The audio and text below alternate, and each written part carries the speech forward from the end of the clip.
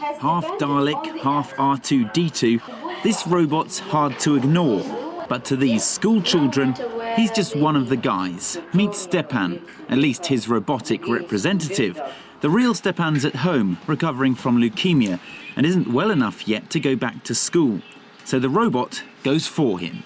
Well, I use the keyboard to move the head, I use the arrow keys, and to move the torso and the body, I use the left side WASD. Of course, being there in person is better, but if you can't access going to school, it's a really useful little object. Stepan also controls the volume and camera focus. He can look at the blackboard, listen to the teacher, and answer questions like any other pupil. Yes, so, and people who live here are British. I'm with Stepan at home, where the teacher can keep an eye on us, because we're now being broadcast to the rest of the classroom on the robot. This end, this is the eyes of the robot, and we can see what's going on the screen over here. So we're in the lesson without actually being there. Stepan was diagnosed with leukemia almost 2 years ago.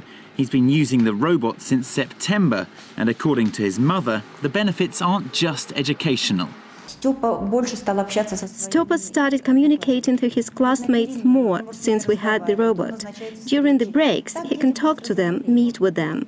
When he stopped going to school, children soon forgot him. But when they see him every day on the screen, it's different.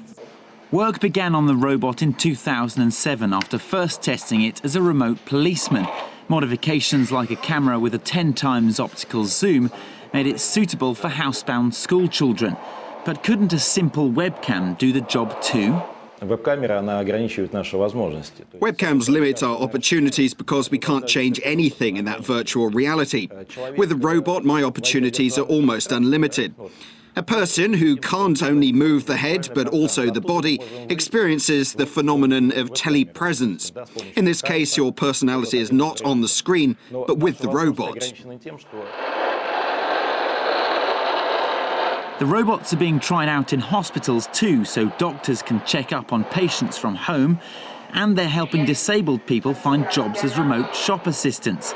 What's more, soon they may no longer need us to control them. We're testing a model that'll be able to visualize faces and understand their art. For example, 5 people in front of it, so it can move its head from one to the next. If one of the people starts talking, the robot will detect him and turn its head to him. It'll also be able to find the charging base automatically. The technology may still be on a learning curve, but thanks to the robot, so is Stepan. And the hope is come next September, he'll be going to school in person. Ivor Bennett, Primetime Russia, RT.